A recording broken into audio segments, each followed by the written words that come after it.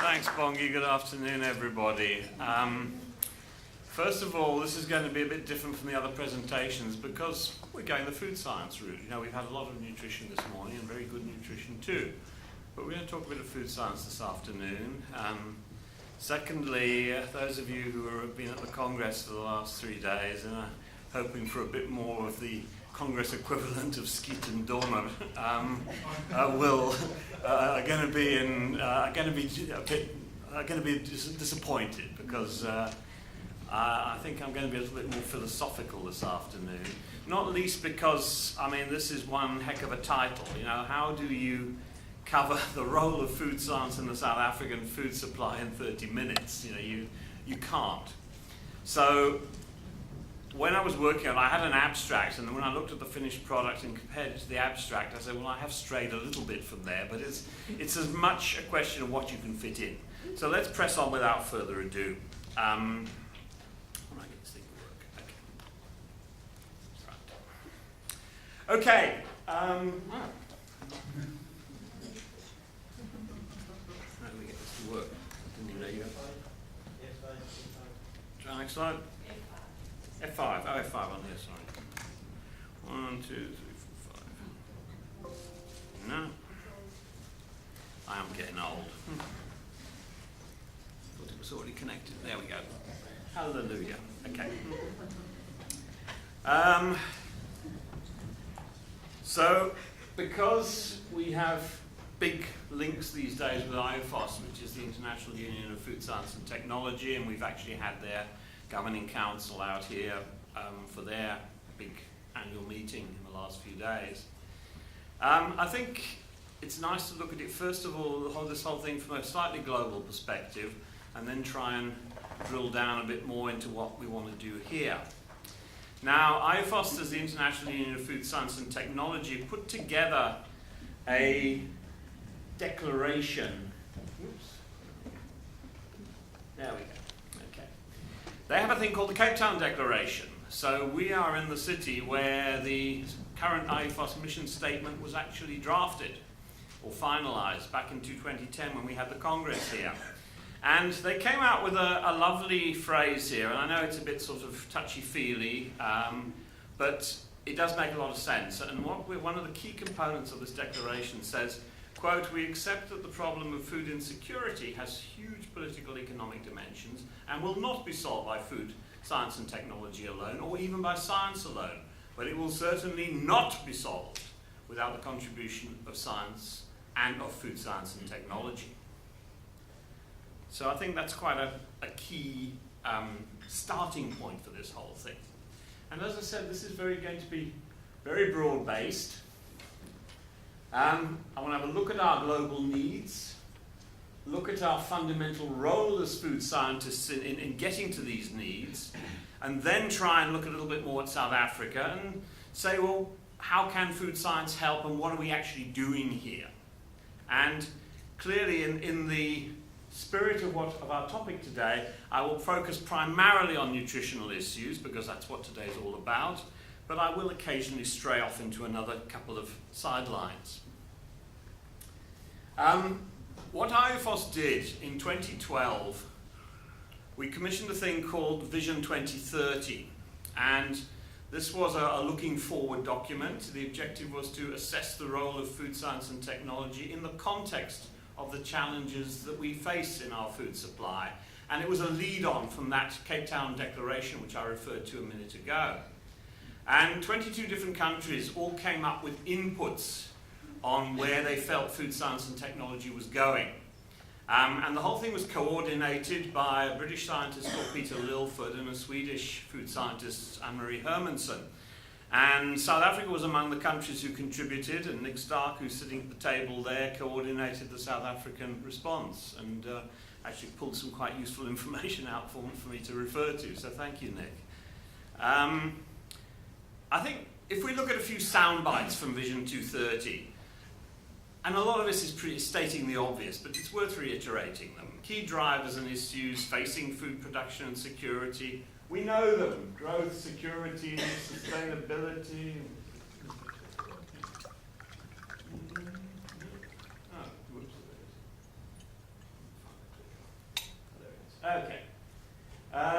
growth, security, sustainability, diet and health are global headlines. Well, we keep hearing it, but that's the reality. This is important. Food science and technology has always been multidisciplinary. That's one of the reasons we food scientists love it, because it's got so many different things in it. But the contributing science bases may need to be expanded and reshaped, both in research and training, and that's going to be one of my themes today.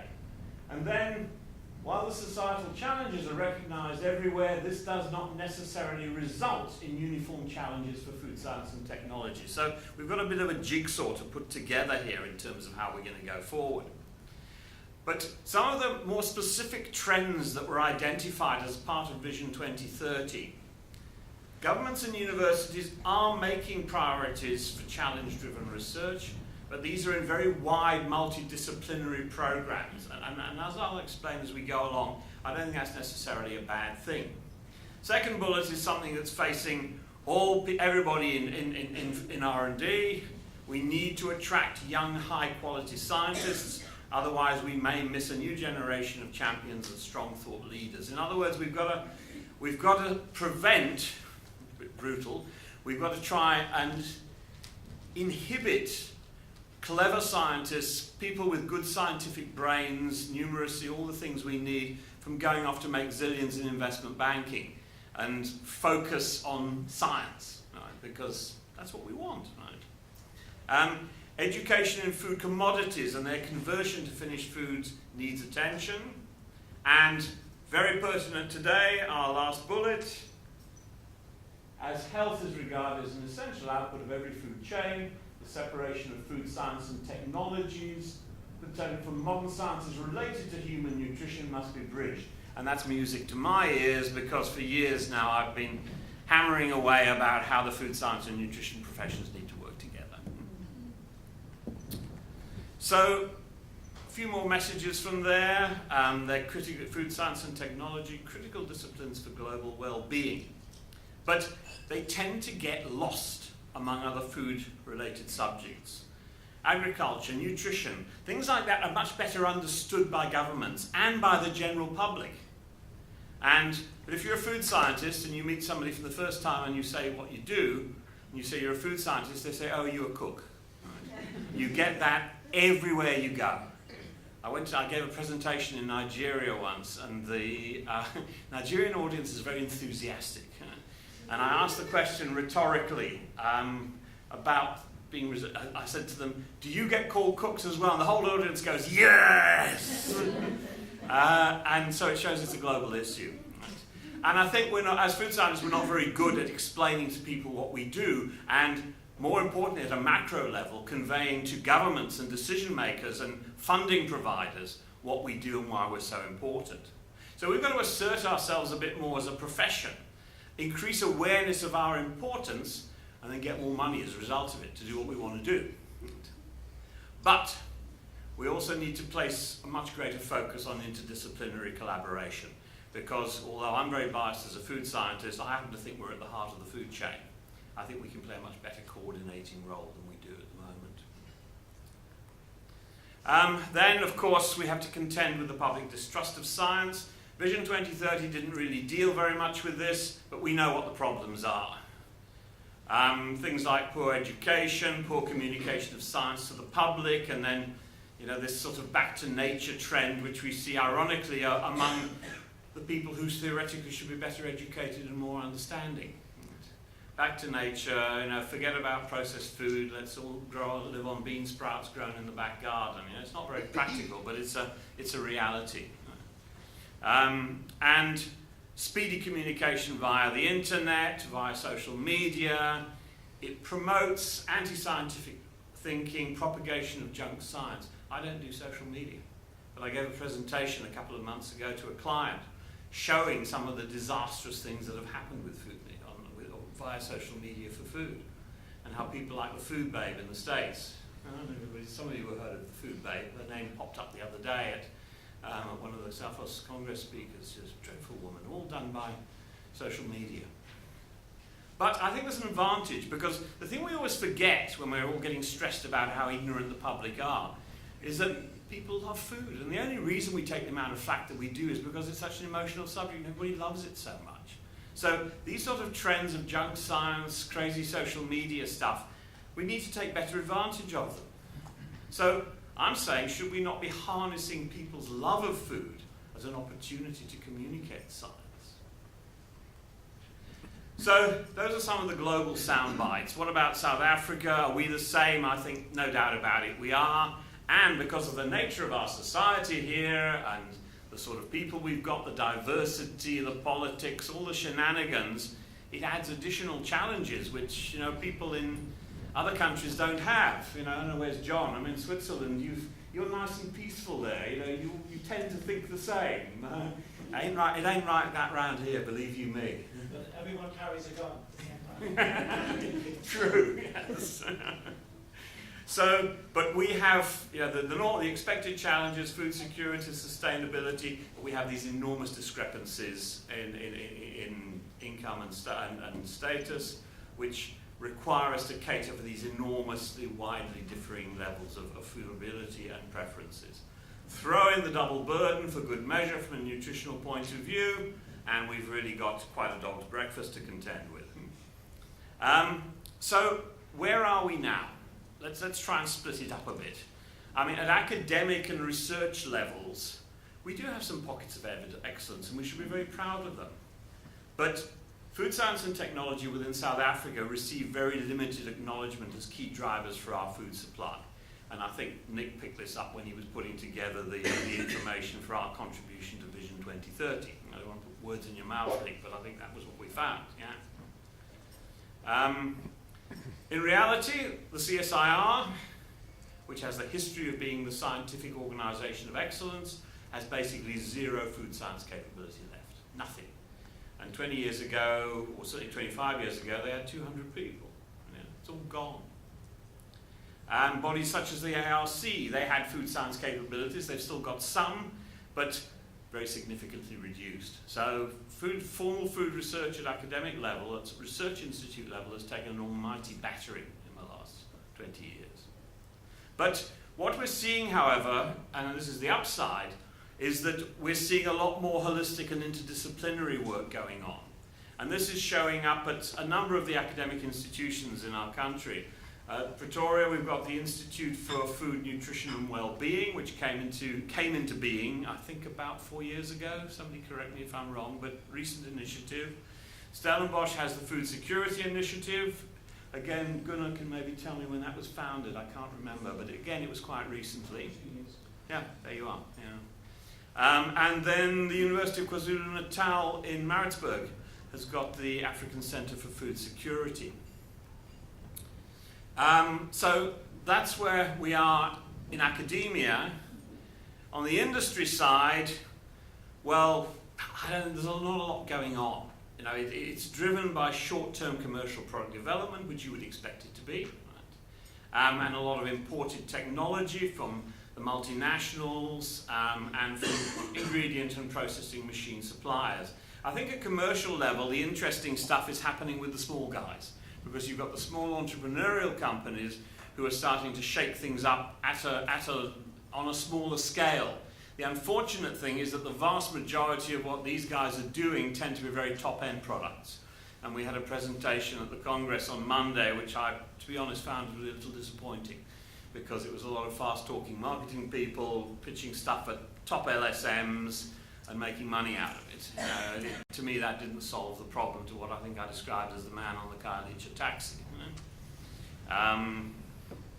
But with those sort of constraints that we have, so what are we doing locally as food scientists?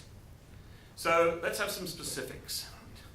At UP, some of the things they're doing, they have what's known as the Micronutrient Research Program. They're doing projects on value addition to indigenous crops, and Stellenbosch are putting effort into investigation of post-harvest losses. Those are probably more fundamentals relating to sustainability, but you've got related topics. Food law at UP, biofortification at UP, facilitating behavioural change for improved health at UP. Now that's a hot one after what we've been talking about this morning. community nutrition security at Stellenbosch, improvement of soil quality at Stellenbosch, a thing called what they're calling indigenous climate smart crops at the Durban University of Technology. And at CPUT, we've got a group looking at cereal and legume biopolymer research. So there's a lot going on at that level, which is quite gratifying. Now, at commercial level, I think commercial food science in South Africa is frankly largely reactive rather than proactive.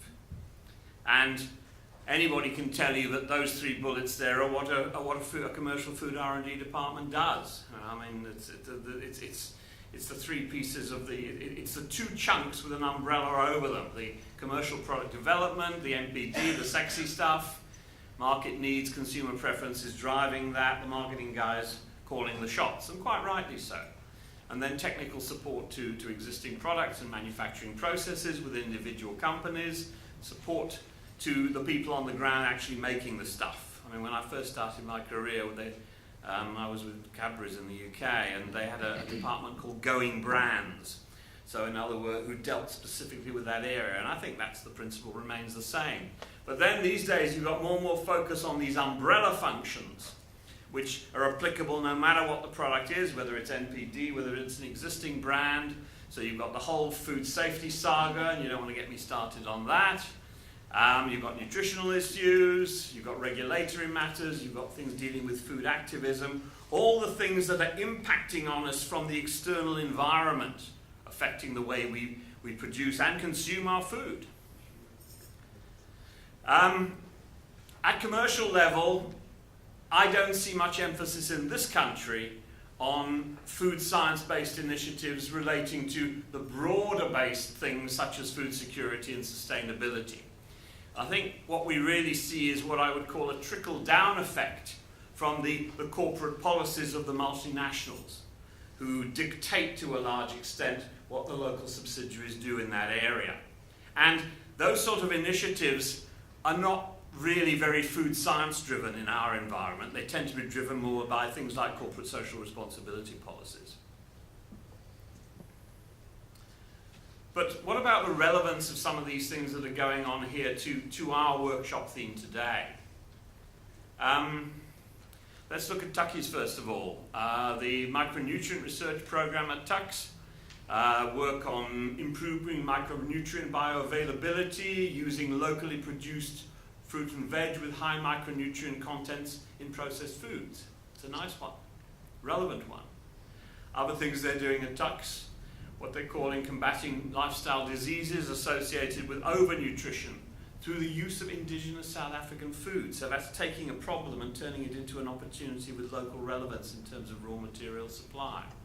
And then combating malnutrition through meals contained from biofortified indigenous and African grains and leafy vegetables, protein and starch-based nano and microbiomaterials from local African plant sources.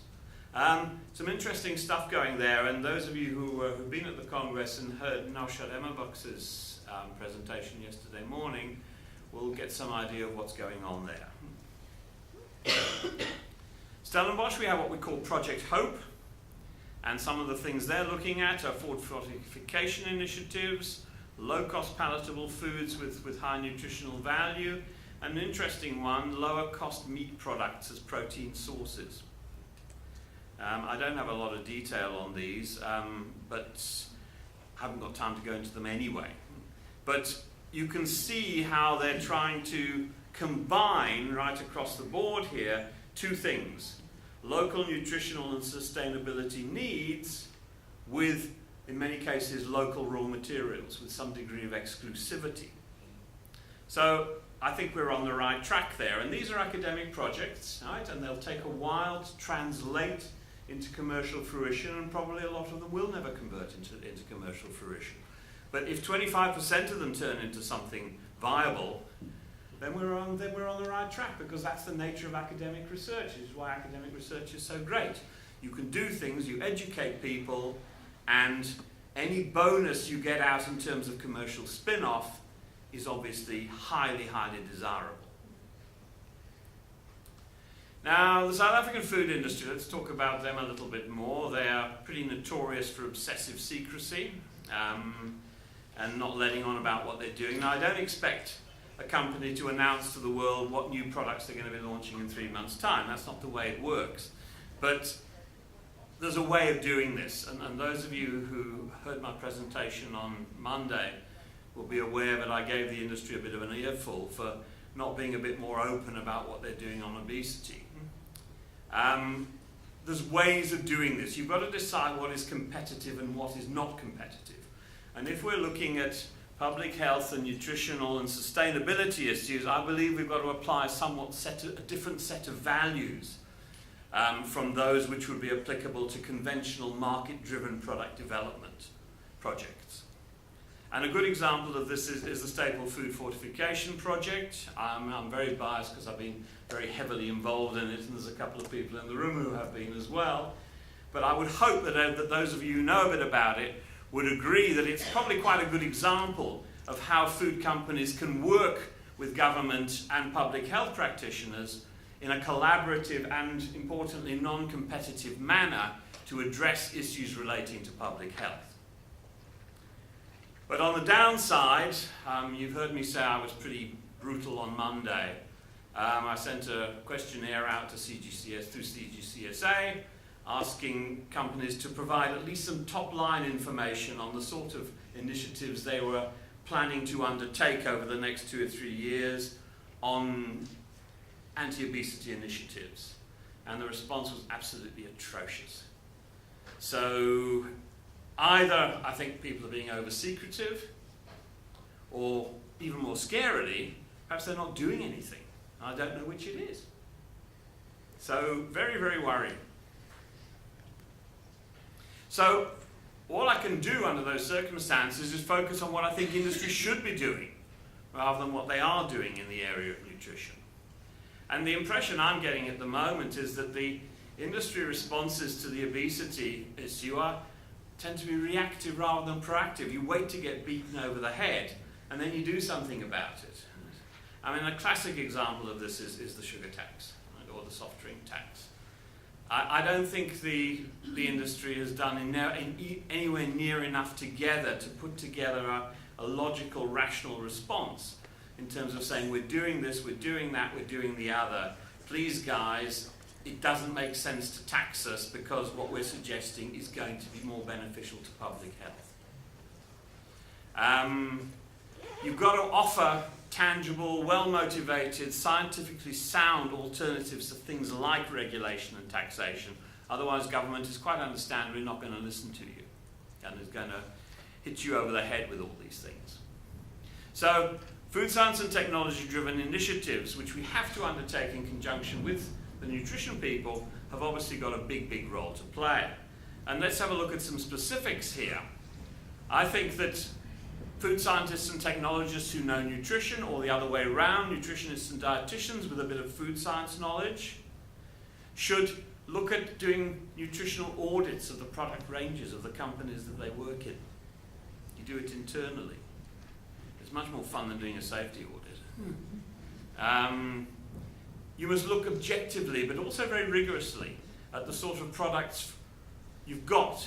Can you improve their nutritional profiles? Challenge the status quo. I know it's not easy, but one needs to do this. And then if you can't modify, or you can work with the commercial guys, with the marketing guys, to make some modifications and reformulations. And we talked about that a little bit this morning.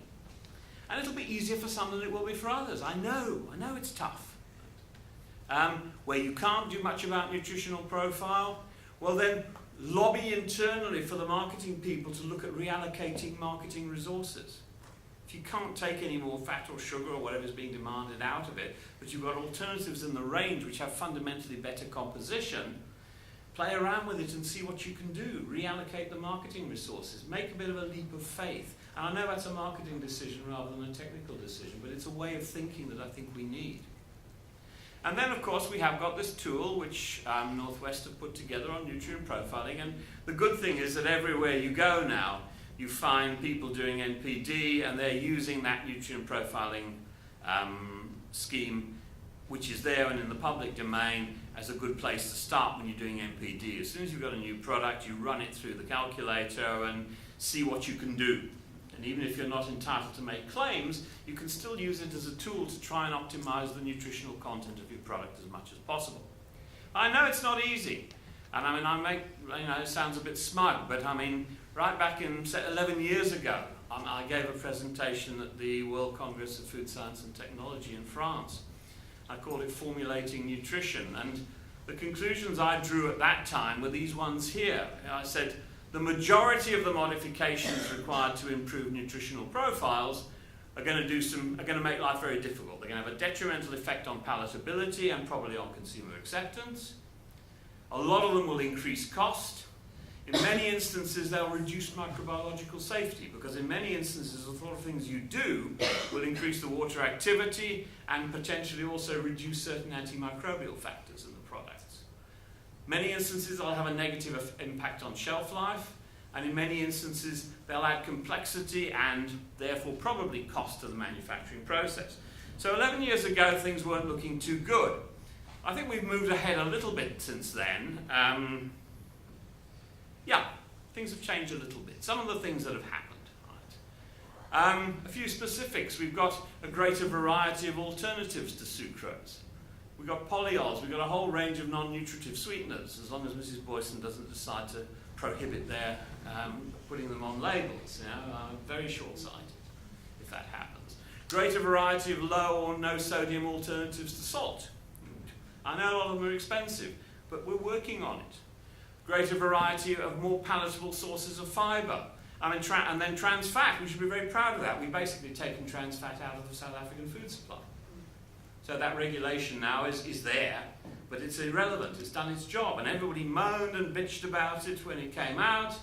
And then we worked on it in conjunction with the fat suppliers. And there were a few challenges, but we got there. Ain't no more trans fat in South Africa, other than what's in milk. And then you've got high-tech stuff. I was talking to John about this fantastic technology which Nestle are using now on sugar, and we had a wonderful presentation giving away just enough to tickle our fancies on it by your top R&D guy in Dublin last year. Right? And I know Nestle are not going to come out and tell everybody else how to do it, but the point is there's a trickle-down effect. It gets people thinking.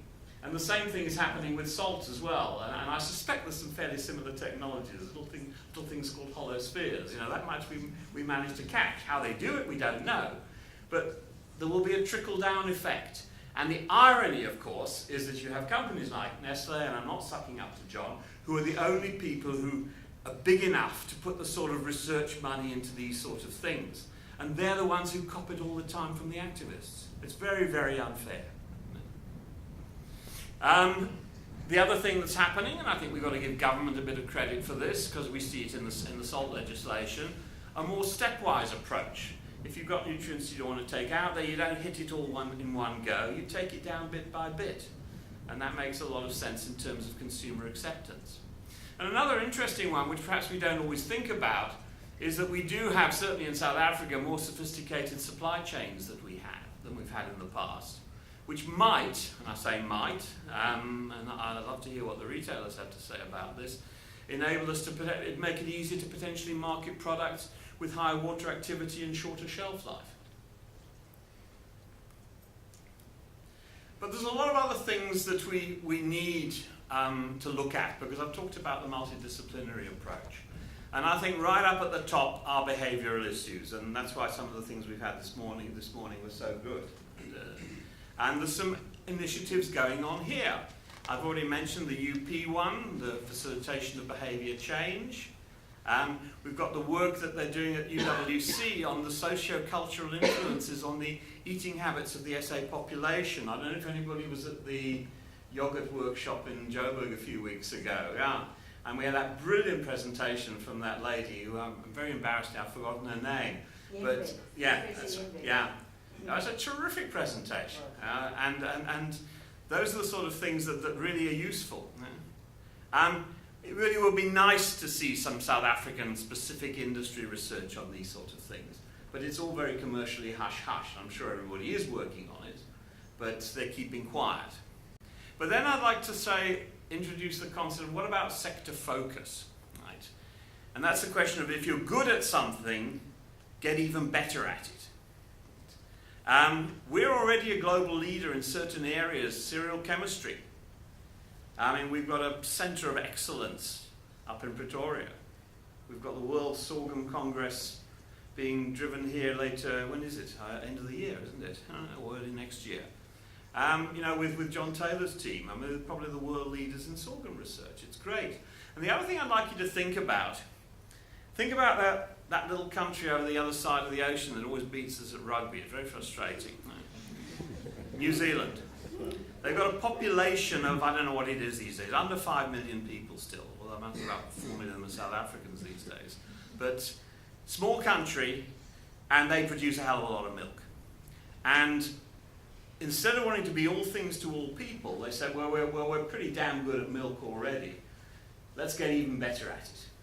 And they are, in my mind, the world leaders in dairy research and in the technology. You know, you go to a New Zealand milk processing facility, and it's mind-boggling what they do.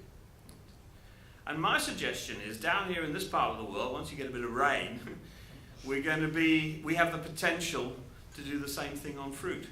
I would like to see South Africa doing for fruit research and fruit processing research and fruit technology and fruit value added research what New Zealand have done for dairy, because we've got lots of it here. So it's just a thought. But my point is that in a country like South Africa, we cannot afford to be the best at everything, to try and be the best or even participate in everything. And if you look at scientific resources as a whole, I mean, I'm lucky I happen to chair the South African Committee for IUFOST and IUNS. One of the nice spin-offs from that is I get to meet people from other scientific disciplines 3 or 4 times a year at big meetings at the NRF.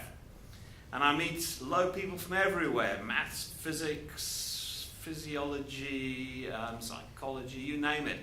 And I think everybody feels a bit put out because the astronomers are getting all the money because of the SKA. But that makes sense, because we're good at it already and we're going to get even better.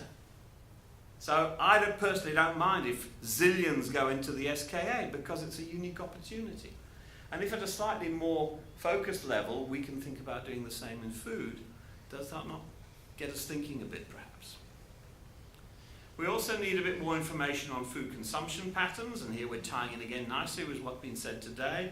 All credit to Lisa for your work to date on food consumption changes in South Africa since 1994. And I think what we need to be looking at in a specifically South African context is we need to take work like what Lisa has done, tie it up with San Haynes, which has been reported on today, and get that ILSI survey out. Right? Think what we could do in terms of quality of information if we had Lisa's work and what's going to follow on for it, hopefully, once you've finished it all. We take San Haynes, I don't know when we're going to next do a San Haynes, another San Haynes, but even working with the existing one, and then do this ILSI survey, get that money. I used to think 34 million is cheap at the price, for goodness sake, when we think of the data we'll get out of it. But very importantly, taking all those, mix them all together. And if we could combine all those information sources, and I think we need the proposed ILSI survey to really get this thing going, to make it really effective. We could prioritise nutrition-related food science in South Africa, and from a point of view of rands and cents, I think it would throw up an enormous number of commercial opportunities for all LSMs. I'm going to touch very quickly on something else that I'm getting more and more interested in, and that's the food wasting. It's been spoken about a lot this week at the Congress, so I don't want to reinvent the wheel, but I think it's going to be one of the biggest themes going forward for food scientists and technologists. It's very desirable, financial, moral, and sustainability perspectives, all of them. I think one of the things we've really got to understand better, and I know there's a lot of work going on already, is to get a clearer idea of where that waste is coming from, what stages of the food chain. And there's a lot of sometimes rather contradictory statistics thrown around there. Clearly, consumer education is critical, because we do know a hell of a lot of the waste results from home, people chucking out food. But we need scientific inputs, and clearly fresh produce is where a lot of the focus has to be. But what about South Africa specifically? Some of the ideas that pop into my mind regarding tackling food waste here, one of the challenges we've got, You've got long distances between agricultural production areas and cities. Will climate change and water shortages alter the size of the crops or result in changes in crops grown in particular areas? So it's a transport and distribution issue we've got to look at, particularly because this is a big country. Will we need more processing at source rather than in large centralised facilities? I have a feeling that'll be a trend. It's just my gut feel. Will the requirement for fresh produce grow in line with population growth and increased urbanisation? We want it to because for public health reasons. Whether it'll happen, who knows? Will people be prepared to pay more for more sophisticated processing and distribution requirements, in order to reduce the incidence of waste? Because it is in almost all cases, I think, going to cost more money to get rid of that waste. We're going to have to charge more for things. And I think South African consumers are very conservative, and they're also very spoiled. Those of you who travel, and I'm sure most of you do, will realise that a lot of this thing about food being expensive in this country is not true. We've got some of the cheapest food in the world. We're very spoiled. So, will our consumers be prepared to accept alternative product formats, additional packaging formats, ostensibly more processing, at a time when the trend is in the opposite direction? Everybody wants minimally processed food. But a lot of that trend is what is going to increase the waste if we're not careful. And can we improve education in food storage and safety practices in conjunction with better nutrition education? But I think the overriding theme is that we need a multidisciplinary approach. Now, you can put any number of different subjects around food science and technology at the beginning. You can add a myriad of other ones. I've just thrown these in. But what I want to emphasize is that we're looking at a couple of things which we haven't really thought about too much in the past in terms of interaction with other disciplines. The ones on the left and the right, I think, are pretty well known. But if you look at where we're going forward, clearly we're going to have to interact more with environmental scientists. I mean, that is an absolute given. And we're going to have to spend a lot more time on that as well. And I think both of those are fascinating and demanding areas for food scientists to work in. So, as I wrap up, and I have a horrible feeling I've gone over time, I know I've gone over time and I apologise, we need to emphasise their potential coordinating role in the food chain. I think we should be doing more of that because we are at the cold face. And some of the areas where we have comparatively limited interaction at the moment are likely to become increasingly relevant. And I think the behavioural one is an absolutely fascinating one. So I think you're in the right place at the right time, in my humble opinion. I think we can make use of it better to tackle nutritional challenges, but we can also use it commercially. Food companies got a right to make money, but they must do it in the right way and in an ethical manner. And then very interestingly, and I don't think this has been mentioned at all because it's very low profile, there is currently a process going on at global level to merge the International Council of Scientific Unions and the International Social Science Council. And it was agreed in principle at a meeting in Oslo last year, and the two general assemblies of these two major global bodies are going to formalise the merger in all probability next month, and with a view to have a general assembly of the new joint body next year. And the trickle down of that merger to the local constituent bodies, right, things like ADSA, SAFOST, etc., it's going to take time. It won't happen overnight. We're not going to suddenly be impacted by it, but it's something we can't ignore in the longer term. In the short term, it doesn't mean very much. But what I say is I think the merger points to a need for what I would call science scientists to get to know a bit more about social science, and the influence that they'll have on how we conduct it and make use of traditional science the way we know it. And a lot of us are going to be very uncomfortable with it. I know I am. And I get up periodically at meetings and say rude things about social scientists. But there's certain aspects of social science, particularly I think on the behavioural side, which is going to become very, very important indeed. But we're very fortunate, and just going back to one of my themes at the beginning, food is a people issue. and we can leverage the emotional connotations that food has for us in a systematic, scientific manner in terms of behavior and what people do and say, blend it with some conventional food science and technology, maybe some unconventional food science and technology as well, and give us what we want. So, my final comments, I think we've got a bright future for food science in South Africa. I think we must increase awareness of it. We must use food as a subject that's very close to people's hearts, which we know it is.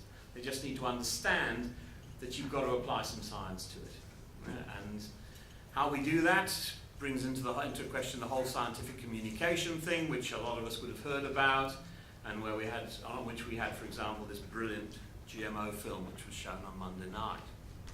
We've got to avoid it getting eroded as an academic discipline. I don't think that's going to happen. If anything, it's expanding. I know we've got a number of institutions here teaching it, and hopefully a few more in the pipeline.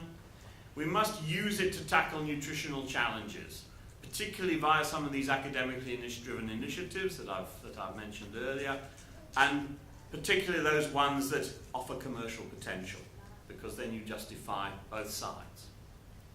Industry in turn has got to find the balance in terms of what they do in the food science field between collaborative venues, and by that I mean initiatives between commercial and academia, and those which are aimed purely at commercial benefit. There's nothing wrong with the latter. We can't be all touchy-feely and all love each other. At the end of the day, the industry's got to make money, but there's ways and ways of doing it. And then I think specifically in the South African scenario, we must avoid being all things to all people. I talked about research focus and category focus. Focus on our existing strengths. And I think above all, we need to spend more time involving other disciplines in our work, use our central position at the heart of the food chain. I'm hopelessly biased. I think food science is the most important. We're at the middle, but I hope you can see that at least we have a coordinating role to play. Use it for our benefit and use it for society as a whole. Thanks very much.